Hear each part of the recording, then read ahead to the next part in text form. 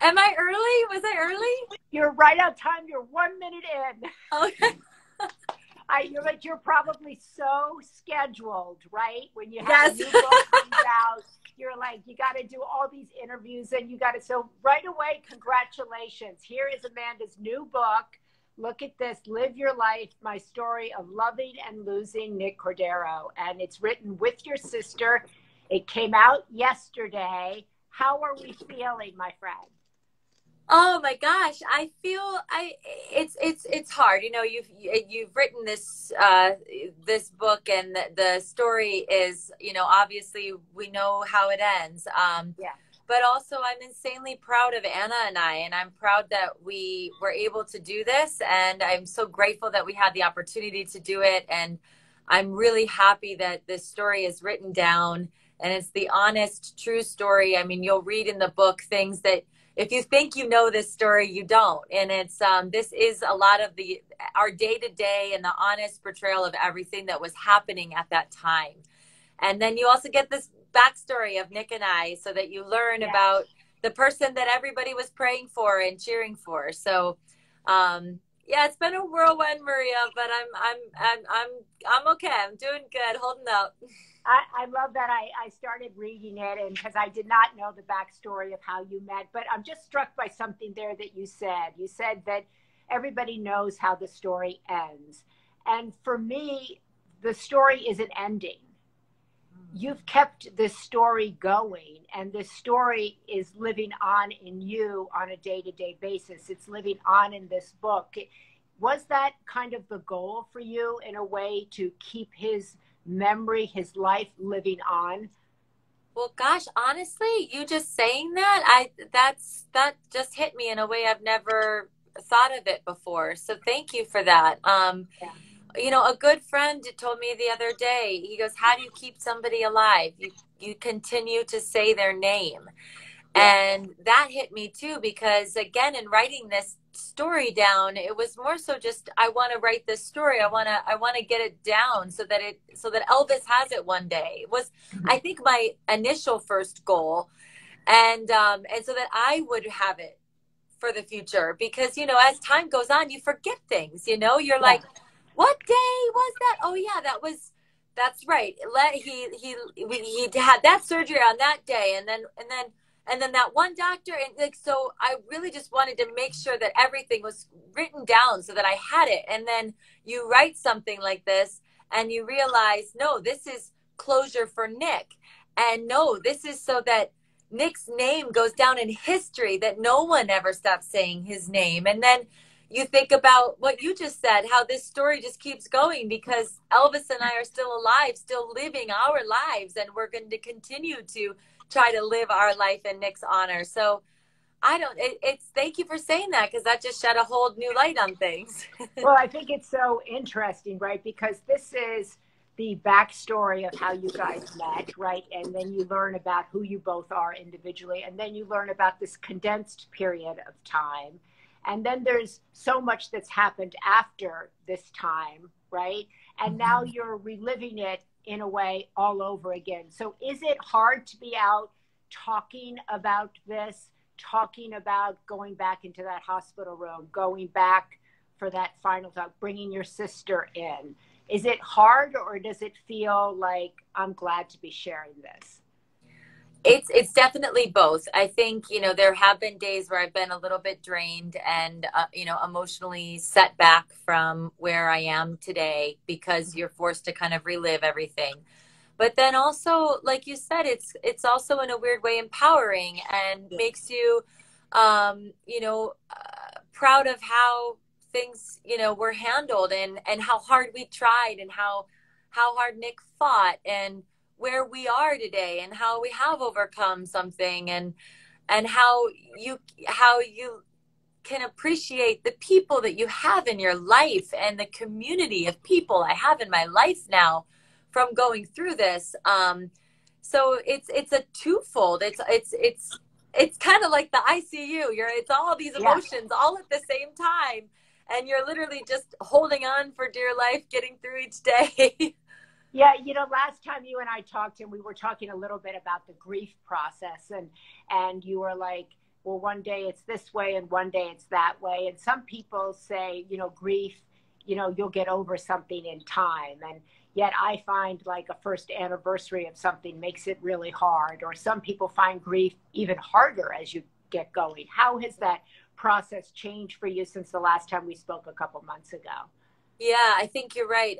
For me, it has gotten harder. I think especially when you have a little baby and you see him growing Yes. up and starting to become a little person and doing funny new things every day. And a lot of times I look over at him and that pain of I wish Nick was here so I could look over and see, what he does with Elvis, how he plays with Elvis, what new nicknames he's come up with for Elvis. So that is hard. I saw this beautiful kind of, it wasn't a meme, but like a picture about grief. And I think for me right now, it encompasses exactly how I feel. It was basically 6 jars, and all the jars started off small and then got larger towards the end. There inside the jar was a ball, and the ball was this huge ball, and it stayed the same size as the jars grew. And it said, "This is grief. Your grief size stays the same. My love, my pain of losing Nick will never get smaller. That stays always with me. It's that we learn to grow around it and learn to manage that size of grief within you." Mm-hmm. And so as the jars get bigger, it's basically showing how in time that grief stays the same size, but you just grow around the grief to become a different version of yourself. What has surprised you, Amanda? Now people know you in a new way that they didn't know a year ago. So a lot in your, like really almost everything in your life has changed in a very short period of time. You moved from New York to Los Angeles. Then your husband gets sick. Then you're in the ICU. Then you start this real big campaign on Instagram where you're really bringing the world into your husband's struggle. And then they go into your loss. And then you get a new job. And then you have to carry on. And now you write a book. And do you find yourself going like, whoa, I don't know where I am, or this is a lot to embrace? Maria, the thing is that I think in reading this book, you'll learn that this is who I always have been. I am 39 years old. I swear to God, I think I've lived about 13 different lives. When you move to New York City at 18 years old with hopes and dreams of becoming a Broadway star or a Radio City Rockette, your life is about constant change, constant resilience, constant ups and downs, never knowing where you're gonna land, not knowing who your roommates are, and going with the flow. And this was my life for 16 years. I was an airbrush artist one day, on Broadway the next day, teaching fitness classes that morning, auditioning in the afternoon, working at a restaurant at night. I mean, this is who I has always been. So in a way, I think to the outside world, it probably does look, boy, like Amanda must be like losing her mind. She's, her whole life is upside down and changing all the time. That has always been my life. That is, I don't.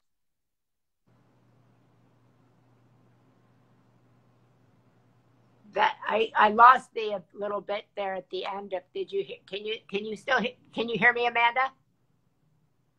I lost her sound there. But I thought that was so amazing. Can you hear me, Amanda?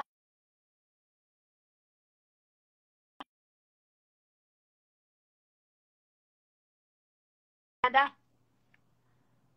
Oh, shoot. I can't hear you. I can't hear you. Oh, my goodness. What would that be? Hello, hello. Amanda's sound is off. Amanda's sound is off. How is she? Can you reconnect? Hang up and reconnect. Can she hang up? Go. Hang up and can people hear me? We lost Amanda's sound. I know that. Go out and come back. She did that. She went out, and hopefully she's going to come right back, because I thought what she was just saying is such a great thing about resilience.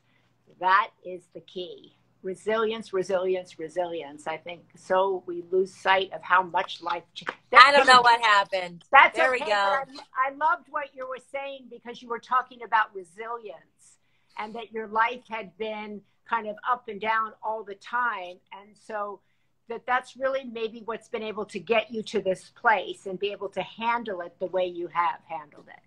Yes, I think so. I mean, when you're constantly not knowing what your job is going to be, or you feel like I just got a Broadway show and then it closes in a week and you're back to unemployment and you have no money, you're used to a life of complete change and feeling like every day is a new opportunity to do something amazing. I mean, that's what Broadway life and living in New York City does to you, I think. So that's so amazing because so many people that I've talked to said, I don't know how Amanda is, working, standing up, bubbly, seeming happy. And I said, well, and not that I know anything, but I always say that, grief hits you in different times, right? You could be, working and being around and presenting yourself, and then you go in your bedroom at night and shut the door and all hell breaks loose, right? So it's not that you're right. So that's a big part of it. It's so true, and that just happened the other day. I had a beautiful day. My whole family's here with me right now, which is such a blessing. Gorgeous day. We had a wonderful dinner. I go to bed. I lay in bed and I just start bawling, and ended up crying myself to sleep. And I even questioned my own self. I was like, "Gosh, why? I had such a great day. Why is it hit? Why am I crying right now?" But that's the reality. And no, I mean, that isn't what necessarily I'm showing on Instagram all the time. I mean, I show a lot of my life, all of the ups and downs, but it's there. It absolutely is there. That happens all the time. And that's the reality of grief. I saw in your Instagram the other day where you said you went to New York and that you didn't realize, you went with your sister, I think, and you didn't realize until it was over how badly you needed that time alone, how badly you needed to reconnect with the city, because we have to remember you came here and then all of this happened when you came to LA. What was that like, kind of having time to yourself? What did you need that you got? Oh my God, it was crazy. I sat down on that plane and it was, it took off and I was in the middle of the air and I thought, oh my God, I am alone for the first time since before Elvis was born, but since the first time Nick has been gone. I am alone, and I can do something for myself. I can be selfish for a minute. And I think I just had a huge kind of like mental health breakthrough. It's hard when you're a single parent. It's hard when you have 5 jobs. It's hard to I'm a type A personality. I like to go, go, go. I like to stay moving. I like to work. So it's hard to take time away, take time for yourself. And it was just it was a huge learning curve for me to be like, you know what, Amanda, this is a reality check. I have to do more of this, because I felt for the first time in a year, especially, that I had time just to kind of be selfish. And sometimes in life, you have to do that. You have to allow time for yourself to sit and be selfish and take time for yourself. I think we're not even calling it selfish is a way to start, because it is self-care. And if you're Self-care. not caring for yourself, right? If you don't care for yourself, you can't care for your child. You can't care for the people that you employ and the living you have to make to keep it all going. Yeah. So you're coming up on this tour, right? You're out talking about your husband. And I saw something where you said, that he always wanted to be a rock star, and that really wasn't a dream that you shared, but now he actually is, that you made him into a rock star in a way. Yeah. Well, yeah, it was, listen, I was not a perfect wife. Nick was not a perfect husband. We did not have a perfect marriage. No one does. And don't try to tell me that anybody is perfect. We are imperfect people. But it's what makes, relationships and people stronger and grow. And I had a huge lesson in all of this about, what kind of partner you can be and how you can support your person. And yes, Nick wanted to be a rock star. At 41 years old, he had dreams of getting in a van and touring bars around the country with our son and two dogs. And I thought, how is that gonna happen? We have a baby now. We just moved to a new city. Like, this is not the time to explore this option in life. Like, and he had tried it many a time. So I was not necessarily the most supportive wife at that moment in time. And however, though, in singing his song every single day and cheering him on, and I started, playing his music all the time in the house because I desperately wanted to hear his voice. And what a blessing that I have all of this music that Nick sang and recorded, because I get to hear his voice every day. If he was a doctor, I wouldn't have these recordings of him talking and singing, and I have them. And so in listening to all of those every single day, I became his biggest fan and his biggest cheerleader. And that in return made him a rock star. And I love that because he got to die a rock star. That is incredible. So this is Father's Day coming up this Sunday, and it'll be your first Father's Day without him. How do you celebrate isn't the right way. How do you honor that day? What do you do with that day? So many people have that same experience. They're going to be celebrating maybe their first Father's Day without their father. Any advice on that? Well, I think, for me, these major holidays seem to hit me kind of the day before for some reason. I don't know why. I'm usually super emotional the day before. Luckily, I have my dad in town, my brother in town, and they're just the two of the best fathers that I know. So we're going to be together as a family, which means the world to me. Elvis, I think, has kind of really gotten close with my dad and brother, and they definitely have become fathers to him. We'll do what we do best. We'll talk about Nick. We'll sing, his music, play his music, and I constantly make Nick a part of our house. There's pictures of him everywhere. I wake Elvis up talking about Dada, and we put him to bed talking about Dada. I mean, I don't know. I haven't really thought of like one specific thing that we'll do, but I'm sure there'll be many, Maria. We just kind of focus on always making him a part of every single day, not just Father's Day.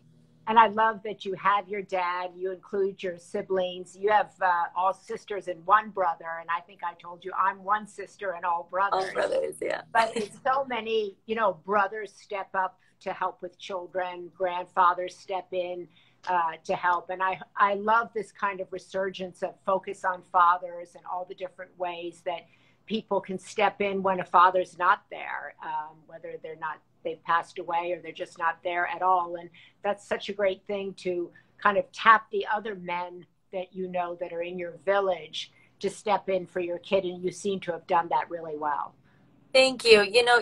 My brother especially, and my dad, they really did. They just swooped right in and are just incredible role models to Elvis. And I don't know what I would do without them. I think, if one beautiful silver lining in this whole pandemic, I think for the world is, whether it's your true blood family or it's people that have become family to you, I think we all realize the importance of that word, family, the people that are close to you in life, and how you can't take them for granted, and how in desperate times those people come to your aid. And again, whether they're actually, your blood people or people that have come into your life who are now family because they've just come into your life, these are special people. You can't take them for granted. And innately we want, I think people innately want to be kind. They want to help. And I think it's a beautiful thing. And I really just hope that we all remember to never take those people for granted in our lives. They're too special. Well, the book has got pictures of Amanda's entire family. I want to several people said, what are the name of the book? It's called Live Your Life, My Story of Loving and Losing Nick Cordero. And you wrote it with your sister, who's a journalist and author as well. So that's two sisters working together. That gives me hope for my girls. That's a good thing to work with your sister, right? It is. Oh my God. We have a business together, and now we've written this book together, and we are each other's best friends and champions of each other. And I'm all of my siblings. We're all incredibly close, but it was an honor to do this book with her. And you have brought you keep your husband's memory alive, and through this book he stays alive, and I think that that's a beautiful tribute to him, to your love, and this story is still being written, and I look forward to watching you continue to write it and being with you along the way as you do.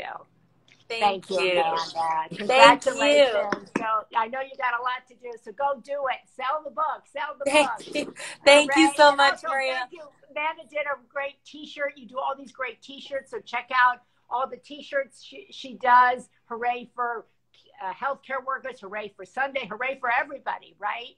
Hooray for everybody. I love that. And one day I'm going to jump rope with you. One day. Maria, you're the sweetest. Thank you so much. Thank you, Amanda. God bless you. Have a good one. Okay, bye-bye. Bye-bye.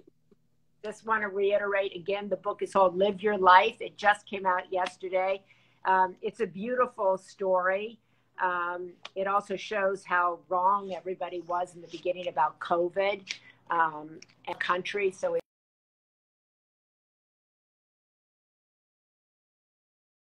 it's a really good reminder as I read through it.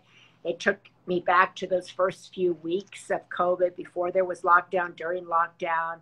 And I think she did her family a great tribute. And so I hope this book will be a big bestseller. I think it will.